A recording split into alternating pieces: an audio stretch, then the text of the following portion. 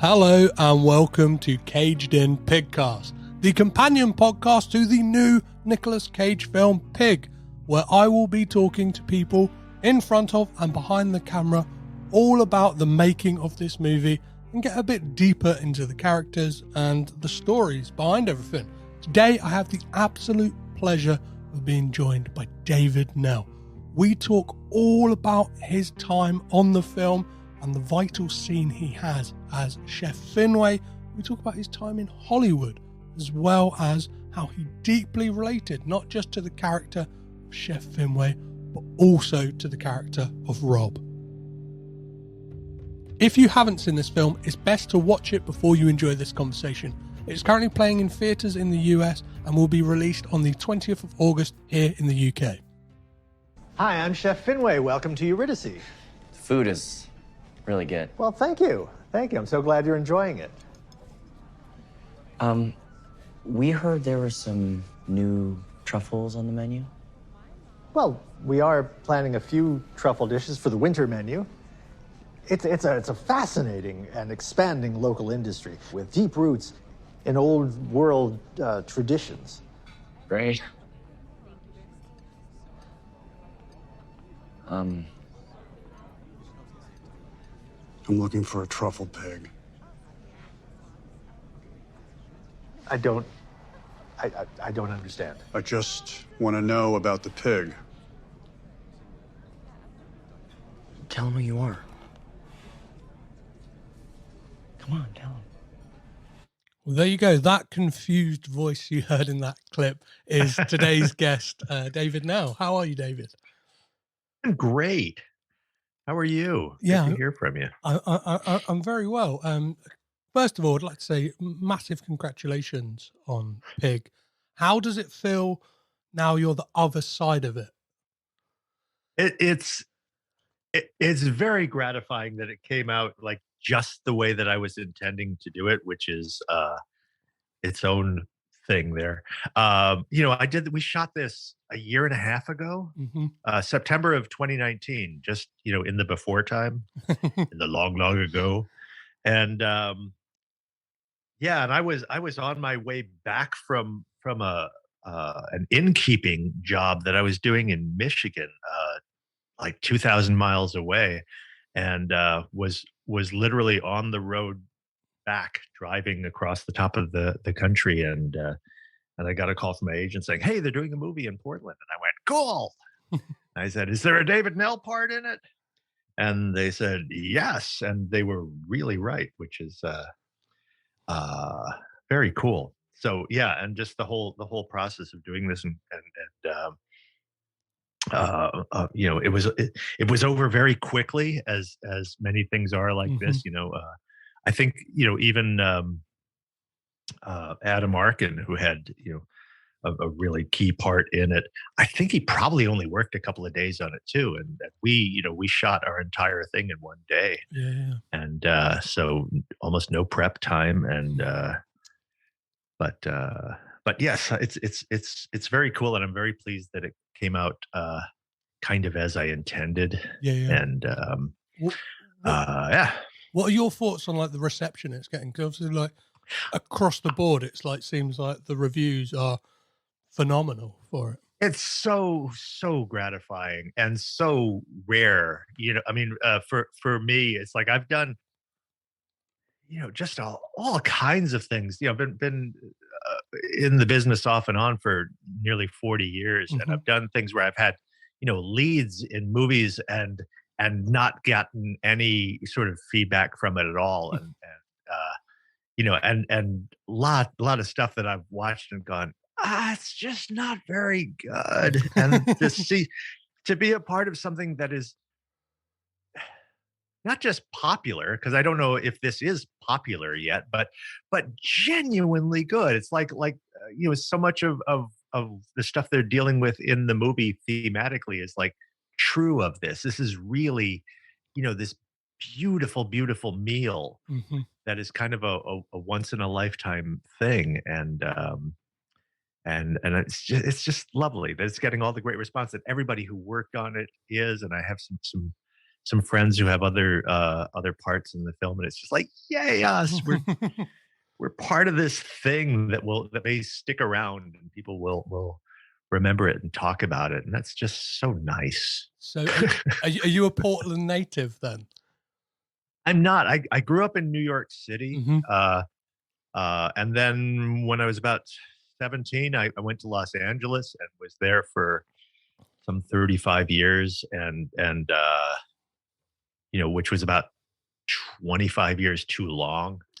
And I had a pretty good career actorially in the 80s. I did a bunch of things then, and then not so much. And I was more and more kind of disappointed with the kinds of things I was doing, which is why I said, the thematically, it's like I could be. There's a lot of Finway in me emotionally, but also what Rob did, how he just had it for big reasons, and kind of went into the woods, and that's kind of where I am now. I actually live in the woods, and it's astonishingly beautiful, and I'm near the ocean, and that's remarkable. The Oregon coast is just amazing, and and it is thousands of miles away from LA and the movie scene, so it's just so No. What were your first impressions when you read the script? Because obviously the kind of elevator pitch for this, and it's kind of been seen on online when the trailer first dropped, of this kind of John Wick with a pig, like. Yeah, it's really tricky because it's a hard pitch, because I saw that as soon as the trailer dropped. No, even before the trailer, as soon as it was mentioned, when Neon picked it up and said, "Hey, we pick up this movie. It's about Nicolas Cage loses his pig," and you automatically go to all those places. You go, "Oh yeah," people are going, "Yeah, I want to see that. I want to see John Wick with a pig," and whatever it is. And I love that all of the reviews are really, really encouraging you to see it, no matter what your preconception of it is. Mm-hmm. And they're really, really very carefully saying, this is not whatever you thought it was going to be. It is not that. And mostly they're saying it's better, which is great. But when I read as an actor, I didn't get the script first. I didn't get the concept first. I got, here's 8 pages of dialogue, go and figure out what you want to do with it. And so I read this scene. Did I read another one? No, I think pretty much everybody, all the actors in town who are between 40 and 60 were reading for Finway. Yeah. And not just men and women. My wife, Julie Elizabeth Knell, who is also who is a marvelous actress, character actress, she read for Finway too. Mm-hmm. So, we knew that there could only be one, and it was it was going to be me. So, but she would. I loved what she did with it too. It's a totally different thing, because she does some really interesting stuff too. But and there's one of the actors in the film, Darius Pierce, who plays Edgar. The guy who kind of runs the Fight Club thing. He is maybe my favorite actor ever, until I worked with Nick, and now I'm just in love with him. But Darius, I just love. I would literally watch him read the phone book. He's done a one-man show out in Portland, the Santa Land Diaries, which is a David Sedaris one-person show, and he's just amazing. He just does such wonderful, quirky stuff. And I was convinced that he would get the part of Finway, because honest to God, I would have cast him. And I didn't see him on the list of callbacks. And when I did get cast, I made sure I had a meeting with Michael, the director, before actually working, and I told him that I was glad that I didn't see Darius on there, because I would have cast him. And he said, "Oh no, we cast Darius. He's playing Edgar." And I went, "Oh good, yay, we all win. It's awesome." But yeah, when I got I said I didn't get the whole script. I read my scene, and it was just, there's a thing that I always tell uh, actors who are starting out, that kind of the ideal is you want people to pick up a script, or the casting people or anything, and go through the script and go, oh, that's the David Knell part. Yeah. Especially if you happen to be David Knell. Um, and and I find it hard to sort of peg myself into what kinds of thing I can sort of see, over the years. I look at stuff and I go, yeah, like, okay, like that, like, the stuff I'm doing in Turner and Hooch, thing I did with Tom Hanks. Another, one scene in a movie. It's kind of this, but just funny, right? So that's just the funny. So I get sort of the thing that I'm particularly narrowly your that I niche, do. right? Yeah. Whatever that is. But this was just had kind of everything that I knew, all the tools that I could bring into this. And the cool thing was, I think that there have been parts that I've done in the past where I auditioned really well and I had a lot of ideas for things that I wanted to do. And then when I got cast and the rubber hit the road, and I chickened out a little bit. Like, I didn't do quite the interesting things that I maybe had for the audition, because I thought they were too much. Yeah. I've got several, movie things like that where I can just see that I'm just really kind of keeping it boxed in. And something like this, if it was literally anybody except Nicolas Cage, then I could have shown up on the set and done, the thing that I did in this. And I could see a scenario where, if that was De Niro in that part, I could totally see him turning to the director and going, is that what he's fucking gonna do? Like, is he gonna do so? And then, like, okay, let's bring it down, right? Like, and then being really intimidated and not knowing, like, okay, well, how much? Because I auditioned one way, but I don't know if it's appropriate to bring all of those. I just layered all kinds of stuff into. Somebody just tweeted out, and I love this. They said something about like in one moment, I have like 10 emotions at once, and all of them are awkward. And it was like, excellent. Love that. So, and the other thing is, when you work on a movie, if you're working for any length of time, let me back up. If this was a theater piece, you'd have weeks and weeks of rehearsal, and you'd have all the time to feel out the other actors and to try out things and experiment and, and see how it goes and see what works and see what plays with the other people. This is one day, right? So this was just hit the ground running and, hope for the best. And, and I also had no idea what Nick was going to bring to this performance. I am now an unequivocal, almost a word, Nick Cage fan. I saw, just before doing this, I literally Googled, what is it like to work with Nicolas Cage? Because I had no idea, where's he going to be? What does he come from? Is he, I didn't know if he was going to be somebody who is, aloof or arrogant or an asshole, or you don't know. And I saw an interview with Elijah Wood, who did a kind of a buddy cop movie with him. And he talked about it just being a surreal experience, about how you'd just be watching him do things, and how he will just take a line reading and just take it in some unexpected direction, just to kind of mix it up and not let it be a standard line reading. So I kind of thought, well, good. That kind of gives me the opportunity to do kind of the same thing, to kind of meet him at that, and to not do what might be expected, but to really, and the other element of that is that Michael's script is so beautifully written. If you ever get a chance to actually read the screenplay, do it. It is just just a beautifully, beautifully written screen. All the descriptions of the moments, of the scenes, of the characters, of moments that the characters have. I mean, the things that I was doing were all written in the script very specifically. I mean, Finway is described as looking vaguely like, I think it was like vaguely reminiscent of a ventriloquist dummy, is the way he's described in there. Perfect.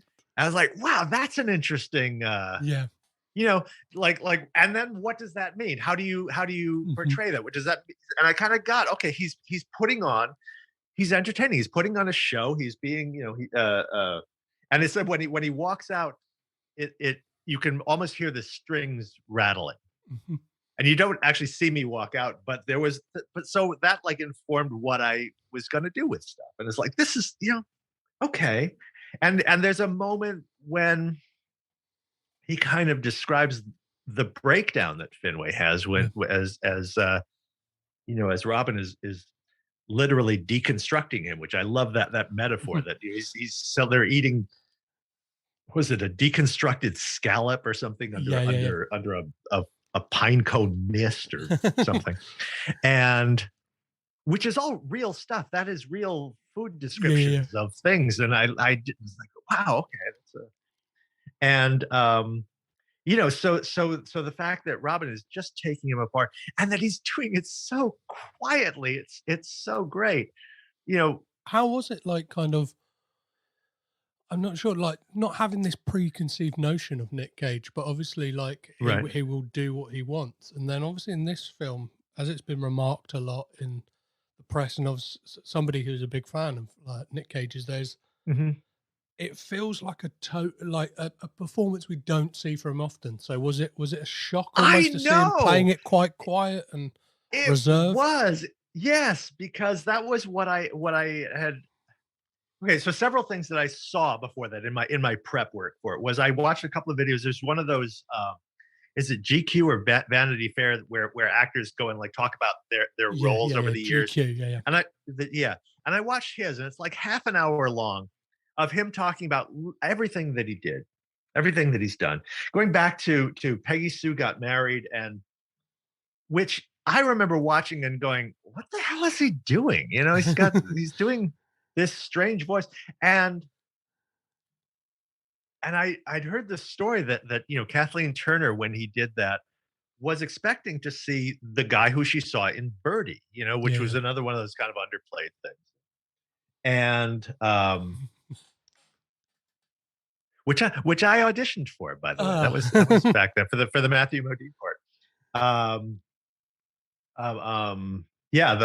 My friend Vincent Spano and I were both reading for it, and I said, and we grew up together, and said, wouldn't that be great if we could do that? And then, but yeah, so I auditioned for that film, but I digressed. So Kathleen Turner is expecting that actor, that performance, and he tells the story, Nick does, in this GQ thing about how his uncle Francis Ford Coppola says, Nick, you should do this movie, and he goes, I don't know if it's the kind of thing. I'm not really interested, Uncle. It's not the kind of thing that I don't know. I want to do more interesting, more things. And he says, come on, you can do it. And he goes, I don't know. And he says, I'll do it if I can do it using the voice of Pokey from the Gumby cartoons.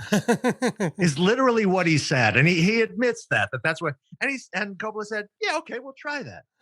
So that's what he's doing. He's actually doing the voice of Pokey from the, and he has always really tried to shake up himself in a way that I was never brave enough to do. That's what I was talking about, how all my stuff, early stuff, tended to be very low key, because I never was brave enough to literally do that kind of shit on camera. And he did. And sometimes, to my thinking, it was spectacularly wrong, but God bless him for making that choice. And he does those things, and he does these really big things,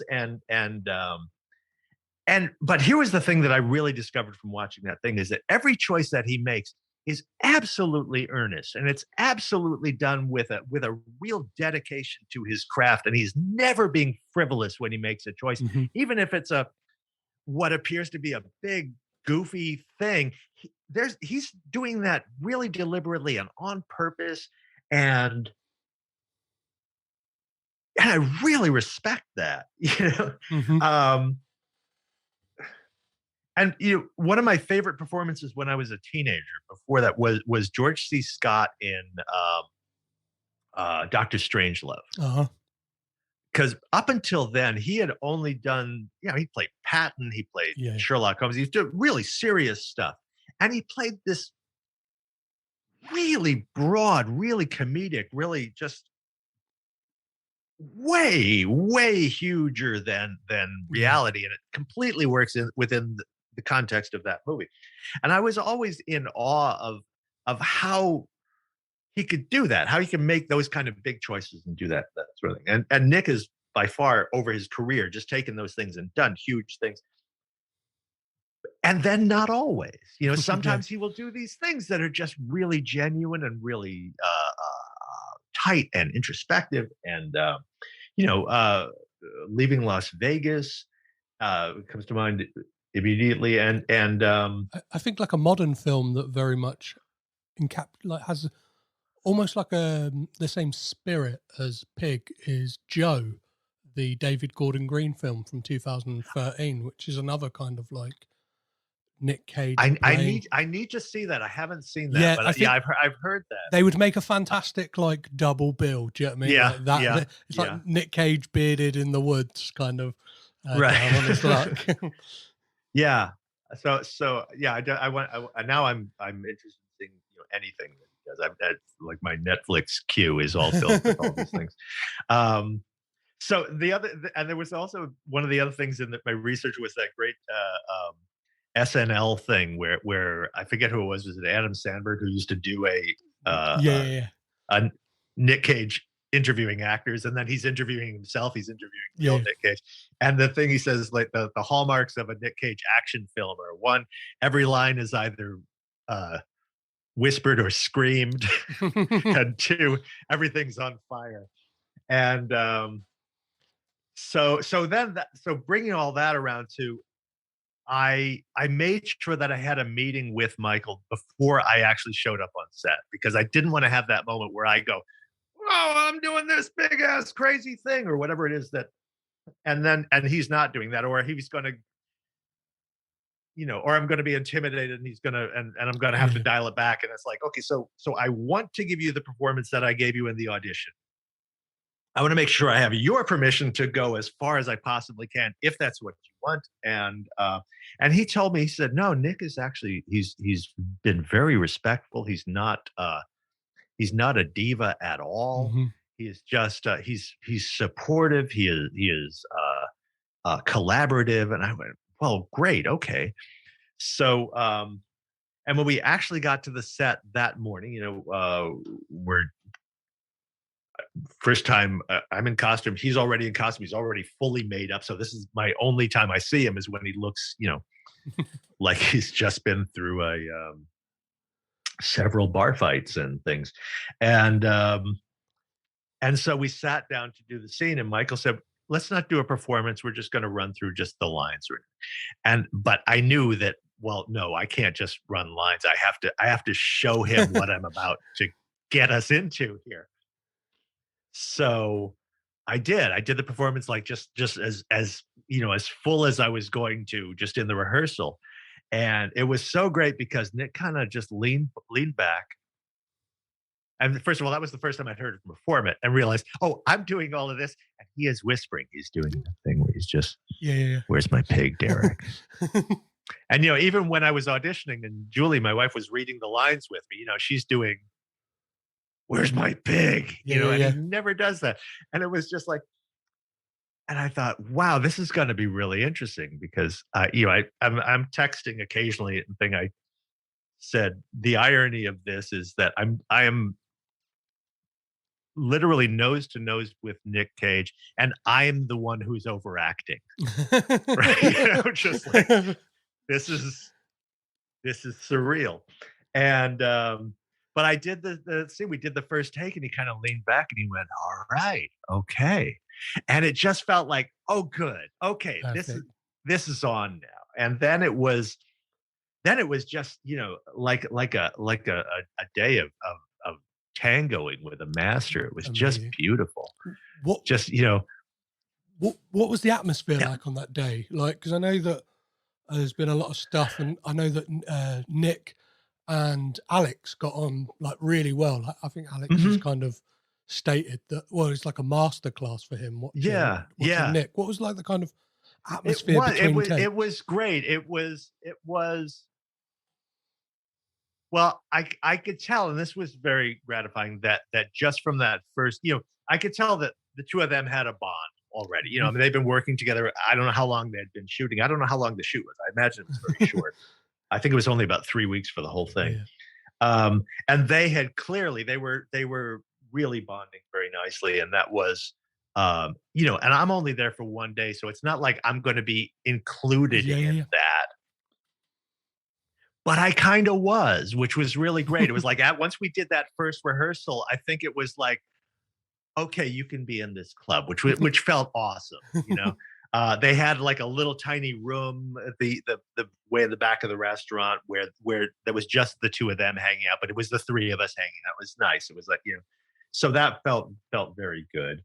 Um, it just so and I've heard different people who worked on the film. You went to the premiere the other day, so I had people who said, including Alex, said that particular day was just a magic day Mhm. for everybody, which is great. It's Just that it was just this, that it was very surreal and ethereal and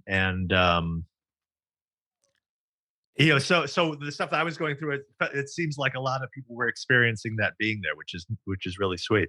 it very much feels like a very special scene as well. Like watching the film, it kind of sits perfectly in the middle of it, and just kind of, it's the centerpiece to this kind of whole thing, and it's, as you said, that you got to tango with Nick Cage, and almost like, as you say, like out, not out acting, but like do the kind of like the more wild, like do you know what I Yeah. mean, like off the wall kind of stuff. So what would you like? You might not have considered this, but what do you consider your character of Chef Finway took away and did after that conversation with Robin? Well, I got somebody tweeted the other day. I hope Chef Finway opens his pub. That's the thing, that that's what, if, for those who haven't seen it, Robin just completely takes down my character Chef Finway, who is like the top chef in Portland, but clearly has sold out Hmm. in order to do this thing and to be doing very popular. He's not doing the thing that he always wanted to do, which was open a pub. And and how he just takes him apart like that is just great. But there's a lot of people have talked about, a lot of times in reviews, people will uh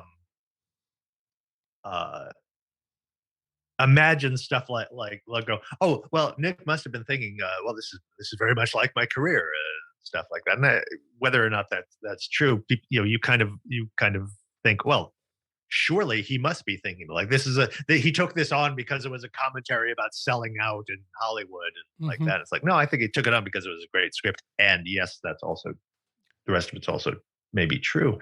But you know, a lot of the stuff that I brought to it kind of emotionally was, I said my own stuff with my own career. I also wanted to Hmm. be, I Yeah. mean, there was a point early on where, like, Nick and I were going out for the same auditions, and he took off and thing, and my career just didn't, for all the reasons that things happen, and so there's so much in the character and the performance that I'm able to just kind of go, you know, just bringing stuff to it that it's like, yeah, no, I can totally relate to what's going on with him, and that it's great to be able to, have those tools in my little actor box that I can do and go, here, this, and and like that. But so as far as, yeah, I love the idea of that Finway now goes, you know, what am I doing? What am I doing with my life? And that he now can't go back to cooking this stuff because he's so, the writing and what Nick and what Robin do to him is just quietly, Eviscerate him, right? yeah, And but in such a beautiful way. He's not being mean about it. He just completely takes him apart, but it's really, what are you doing with your life, man? Is this really what you want? It's not what you want, because I don't. And the fact that he remembers that from 15 years ago, that he remembers what, what Derek's dreams are. Yeah. And you see the moment in there where Finway just goes, no, I don't. No, I don't. Was that really? That was a long time ago. I don't remember ever having that dream, and he clearly does. And it's just, and he asks him what his signature dish is, and it's just like right there and a little too loud, and he just cracks. He just breaks at that point, and it's like, that's all just, that was so beautifully written, and so, that line, that kind of that delivery, that when you kind of spit out what the signature dish is, was that on the page, or was that something that you found like working on that scene? I want to say it was on the page, and I just understood it immediately. Yeah.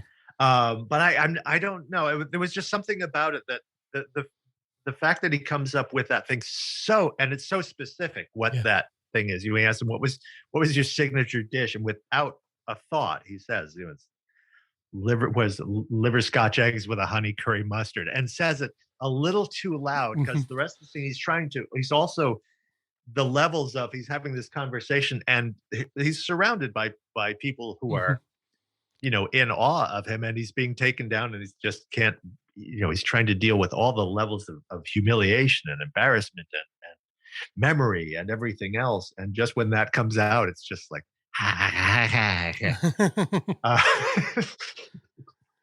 but that's always, that is always, speaking of that moment, that is something that I've always love, that I always love when you see it happen. And I've always aspired to have that kind of moment, which is to be able to get people laughing at you and then completely knock their feet out from under them and make them feel bad for having laughed at you. Yeah. It's a deeply it's got like an uncomfortable feeling to that scene, but like totally deserved, because it makes you question yourself. Do you know what I mean? Like, for that moment, you're going, am I doing really what I want to be doing? Like, like just the way that in Nick's delivery and the kind of the words that Michael has written, like for him. Just kind of really, that's what I mean. That's why that scene for me very much, it has like the mission statement almost of what this film is about. Sure. And I think it's also a really big thing that a lot of people have been feeling lately, that the whole pandemic thing has forced people to start really maybe uncomfortably looking at what they've been doing. I'm reading a lot of things about, like, people are not wanting to go back to work, and it's not because they're getting more money from unemployment, but because it's like, why the hell were they been doing this for the last 10 or 20 or 30 years at all? And that is an uncomfortable question to ask, and people who have been saving up for, like saving up for retirement or something, and then you get there and you go, that was it? That was what I did? I spent my whole life working and trying to do this thing,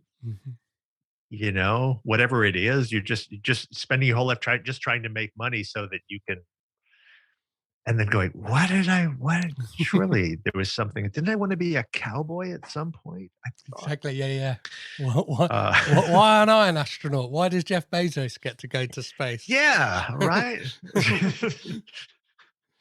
So, so I love that it's, that it just strikes really deep emotional chords that get people going, "Whoa," and maybe thinking, it's like it's nice. Nick does a lot of stuff that's entertainment, Hmm. and I don't mean to make that sound entertainment like that, but I've done things. I mean, I've got, I've done movies that people enjoy, Hmm.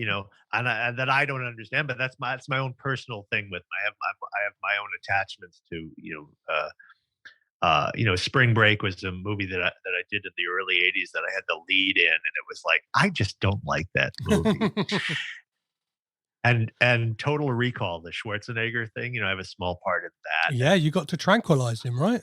I give him the memory implant, and I also give away the ending of the movie. They say, with the little cartridge that I've got to, I look at it and go, oh, Blue Sky on Mars. That's a new thing. And it was fun working. It was a week's work on that. And I know people who just love that Yeah. movie. And a few years ago, I was working. I had a day job for 5 minutes, and there was a guy who said, "I love that movie," and I sat him down and I said, "Why? I don't explain to me why you like this movie."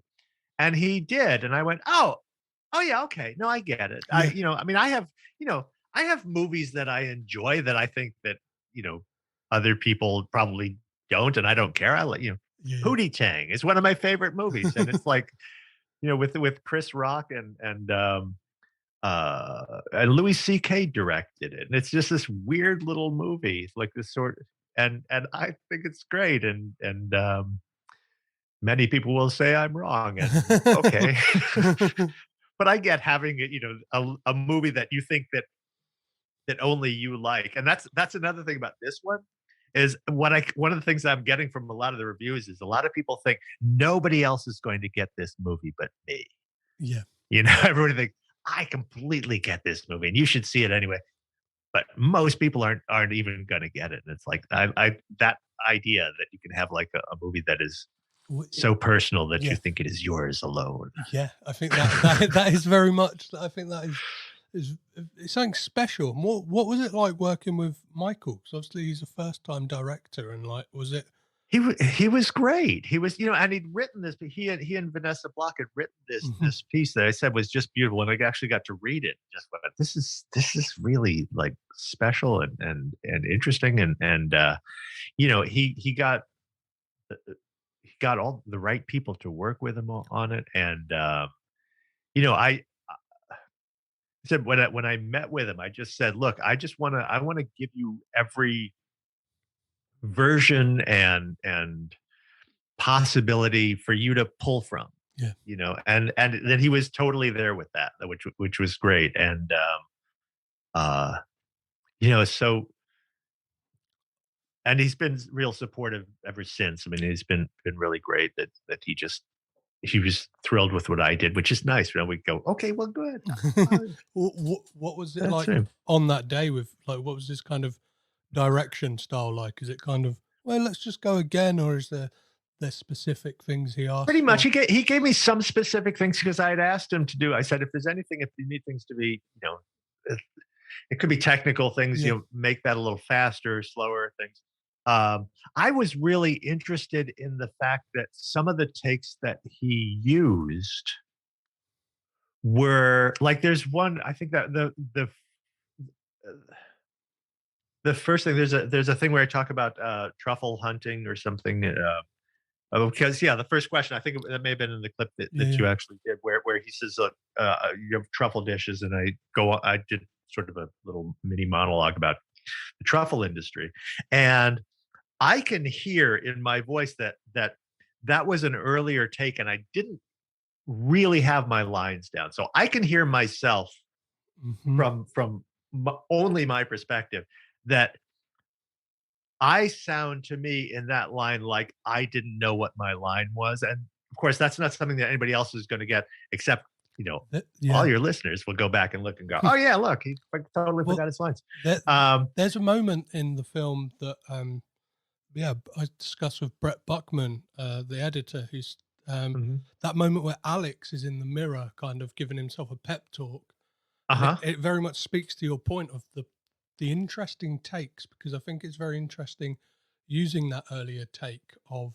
Chef Finway kind of not quite, I don't know, not quite delivering it like word Just for word. right. There's that moment with Alex in the mirror, and he kind of like, it's actually Alex breaking because he like messed up a line and then just goes back into it and says something.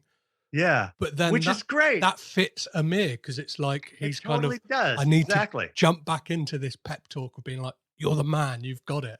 Right. But I think it very much. And I got that, and I totally when I saw it, the Finway line that I looked, like that was a line because there were a couple of lines that I thought needed to be sort of like, well, this is something I've said before and I kind of say often, so it's just going to be sort of, spitting it off like, oh, well, we have this, or what's our winter menu? It's bada bada bada bada bada, and like this, and that he didn't always go with that. He went with a more halting sort of things that which I thought was a great and interesting choice, and that he thought that like there was, that quality that is me not knowing where I am in the moment, which like it's happening right now. You may catch that, but that kind of thing. But he thought, no, that's perfect for Finway. I was like, great, okay, cool. So I love that. I love his choices, and that was what I said. That's what I wanted to just give him a range of stuff. I'd heard many years ago. Helen Hunt, who was a friend of mine years ago, did As Good as It Gets with Jack Nicholson, for which she won an Oscar, which was awesome. But she said working with Jack Nicholson it's not like doing a play. It's not like he has all of his lines and is doing the thing. It was like he would do a line and he would stop and he'd make a face and he would come back in and he would do it again. He would stop and do that on the next line and do things, and he would just, move around. He would just, find different ways to get that line out in a lot of different ways. So he gives the editor so much choice. Yeah. But it's not a straight, it's not like a monologue will consist of bits and pieces from 10 different versions. Yeah. And which is a beautiful thing about when you're doing film, and it's great to be able to, because I also edit as well in another life, and it's great to be able to go, ooh, this bit from there and that bit from there, and now help sort of sculpt a performance out of it. So so I love how he did that with this movie. He took all these little great bits and his choice to have Adam Arkin's character Darius at the end. He's got that great line before he says, go find yourself another pig, and you're looking at the back of his head. And it's just like, that's just, and it's so powerful because it could have been something that could have been like in a close up and you would have just owned that moment, but you don't see him, and it's so terrifying and powerful, and it's like just making those kind of choices is just so great. So it's amazing. Go Michael Sarnoski. So, but before I let you go, you obviously said you went to the premiere, and you said you also went to like a crew screening of the film. What was that experience like? What's the kind of atmosphere for everyone who worked on it? Was there like a buzz about the film? It was great fun. It was good fun to see at the premiere, I went. My wife Julie was working working up here in Portland. She was doing a film, so she didn't get to come with me there. So I had a surrogate Julie with me, and Darius Pierce, who I was talking about, who plays Edgar. He was on a road trip with his family at the time, and he texted me and said, "Are you going to the LA premiere? Should I go?" I'm on a road trip. And I said, "You should totally go," because I thought it'll be someone else I can kind of hang on to and go. But so we were kind of sitting there in the theater and just watching. For the first time with an audience is always a kind of surreal experience, but it was great to see, like when people got to my scene and people are laughing at all the right places. some that I wasn't aware of, and having that reaction, it's great. And that's the part of when you're doing theater versus doing stage. Theater, the audience is there with you, and you're playing off of them. That dance that happens is with your fellow actors on stage, but also with the audience, and you don't get that in movies. You do your thing. One day of work, and then people are watching it for the rest of your life, and they're and saying, "Oh, I love that thing," and you go, "Okay, thanks." It was I barely remember that one.